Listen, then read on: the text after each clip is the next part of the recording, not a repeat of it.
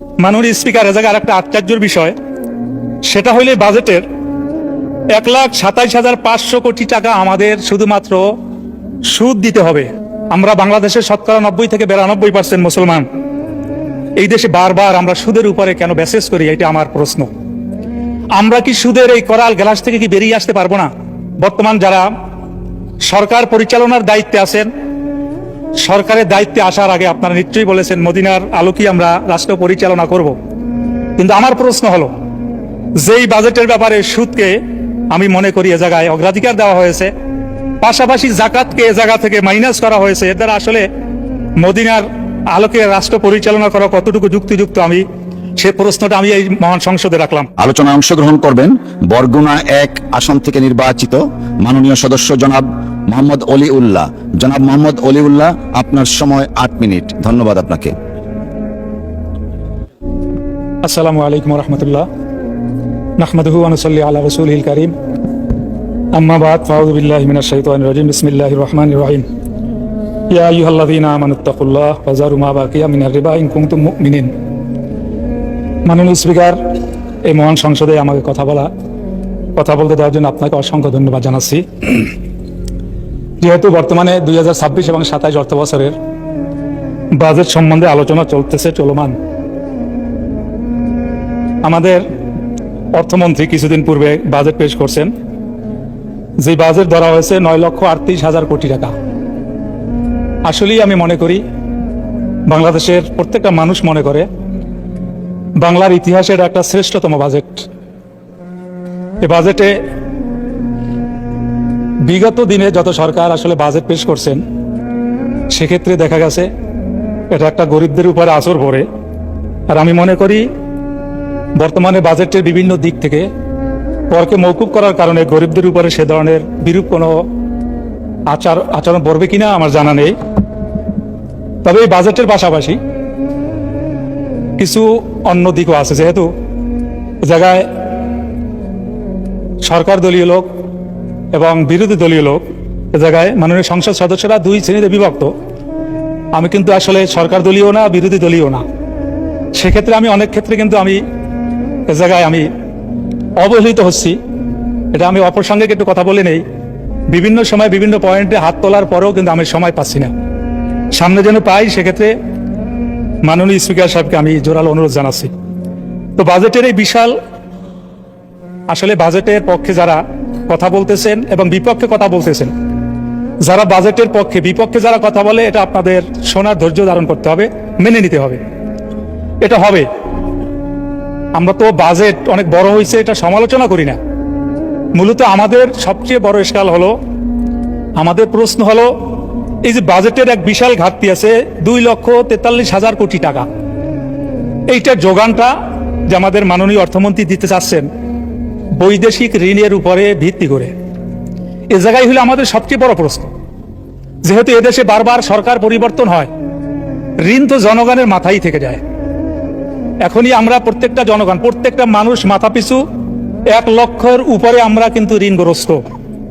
এটার উপরে যদি আবার ঋণ নিয়ে আবার যদি সে বাজেটটা আবার সম্পূরক করা হয়, হয়তোবা সবাই সব চিরদিন কিন্তু ক্ষমতায় থাকবেন না, কিন্তু ঋণের বোঝাটা কিন্তু আম জনগণের উপরই বর্তাবে। সে জায়গায় হলো আমাদের সবচেয়ে বড় কথা, বড় প্রশ্ন।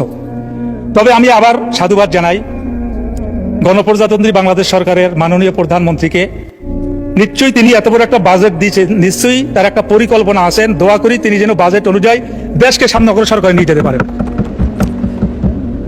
এই বাজেটের আয়ের দিক ধরা হয়েছে 6,95,000 কোটি টাকা। মাননীয় স্পিকার, এ জায়গায় আরেকটা আশ্চর্যের বিষয়, সেটা হইলে বাজেটের 1,27,500 কোটি টাকা আমাদের শুধুমাত্র সুদ দিতে হবে। আমরা বাংলাদেশের শতকরা 90 থেকে 92% মুসলমান। এই দেশে বারবার আমরা সুদের উপরে কেন ব্যাসেস করি, এটা আমার প্রশ্ন। আমরা কি সুদের এই করাল গ্লাস থেকে কি বেরিয়ে আসতে পারবো না? নিশ্চয়ই আমি বিশ্বাস করি বর্তমান যারা সরকার পরিচালনার দায়িত্বে আছেন, সরকারের দায়িত্বে আসার আগে আপনারা নিশ্চয়ই বলেছেন মদিনার আলোকেই আমরা রাষ্ট্র পরিচালনা করব। কিন্তু আমার প্রশ্ন হলো, যেই বাজেটের ব্যাপারে সুদকে আমি মনে করি এ জায়গায় অগ্রাধিকার দেওয়া হয়েছে, পাশাপাশি জাকাতকে এ জায়গা থেকে মাইনাস করা হয়েছে, এর দ্বারা আসলে মদিনার আলোকে রাষ্ট্র পরিচালনা করা কতটুকু যুক্তিযুক্ত, আমি সেই প্রশ্নটা আমি এই মহান সংসদে রাখলাম।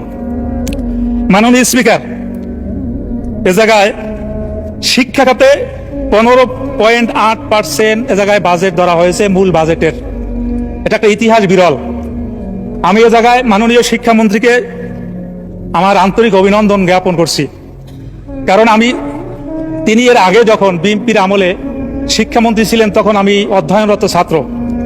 ওই সময় আমরা নকলের কল্পনাও করতে পারি নাই, কিন্তু পরবর্তীতে আবার এদেশের শিক্ষা খাতে নকলের সরাসরি আবার এবছর মাননীয় শিক্ষামন্ত্রীর হস্তক্ষেপের দ্বারা এবছর আমি বিশ্বাস করি আবার নকল মুক্ত একটা পরীক্ষা বাংলার জমিনে হয়েছে। এই জন্য তাকে আন্তরিক অভিনন্দন জ্ঞাপন করছি। মাননীয় স্পিকার, শিক্ষা খাতে যে 15.8% যে বরাদ্দটা দেওয়া হয়েছে অত্যন্ত পরিতাপের বিষয়। এ জায়গায় একটা বিশাল জনগোষ্ঠী কওমি মাদ্রাসা আছে।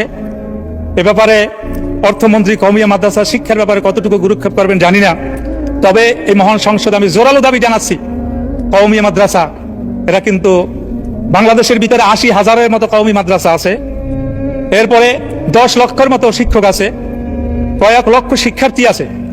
এই 80,000 মাদ্রাসায় এই কয়েক লক্ষ শিক্ষার্থীদের জন্য এই আলেম ওলামারা কিভাবে, সেটা আমরা আপনার কাছে জোরালো দাবি জানাচ্ছি। পাশাপাশি স্বতন্ত্র ইবতেদায়ী মাদ্রাসা কিছুদিন আগে আমরা দেখেছি তারা কিন্তু ও জায়গায় ধর্মঘট পর্যন্ত করছে। আমি আশা করি শিক্ষামন্ত্রী স্বতন্ত্র ইবতেদায়ী যারা জাতীয়করণ চাচ্ছে, সরকারিকরণ চাচ্ছে, এদের ব্যাপারে একটা কার্যকরী পদক্ষেপ নেবেন বলে আমি বিশ্বাস করি। মাননীয় স্পিকার, আমরা জানি বিগত দিনে আমাদের এদেশে চামড়া শিল্প একটা আয়ের এক বড় মাধ্যম ছিল, কিন্তু বিগত সরকারগুলো চামড়া শিল্পকে সমূলে ধ্বংস করে দিয়েছে। আমাদের এই বাজেটে আমি বিশ্বাস করি যে আমাদের এই বাজেটের ভিতরে যে ঘাটতিটা রয়েছে 2,43,000 কোটি টাকা। মাননীয় সদস্য 8 মিনিট তো দেওয়া হয়েছিল, আর 1 মিনিট দেওয়া হলো। মাননীয় স্পিকার, আমি এই জন্য বাড়িয়ে চাচ্ছি, যেহেতু আমি সরকারি দলেরও না আর অপোজিশন দলেরও না, এই জন্য বাড়িয়ে চাচ্ছি। আর এলাকার কথা তো কিছু বলাই হলো না, তো আমি সংক্ষেপে বলতেছি। মাননীয় স্পিকার, এবছর যদি চামড়ার খাতটা সরকার যদি পুরোপুরি ভাবে আগে যেভাবে চামড়াটা বিদেশে পাচার করা হতো, বিদেশে আমরা রপ্তানি করে আমরা প্রচুর পরিমাণে বিদেশি অর্থ আমরা অর্জন করতাম, সে প্রক্রিয়া যদি অবলম্বন করা হতো, আমার মনে হয় আজকে আমাদের মাননীয় মন্ত্রী তিনি যে 2,43,000 কোটি টাকা ঘাটতি দেখাইছেন, আমার মনে হয় চামড়ার খাত থেকে সে ঘাটতিটা উঠে আসতো। মাননীয় স্পিকার, আমি আমার এলাকার কথা সংক্ষেপে বলি। আমার এলাকার ব্যাপারে চিকিৎসার ব্যাপারে বারবার বলা সত্ত্বেও কিন্তু কোনো প্রতিকার পাচ্ছি না। কোন প্রক্রিয়ার সামনে অগ্রসর হলে হাসপাতালগুলা সুচিকিৎসা আমরা নিশ্চিত করতে পারবো, সেটা মাননীয়। ধন্যবাদ।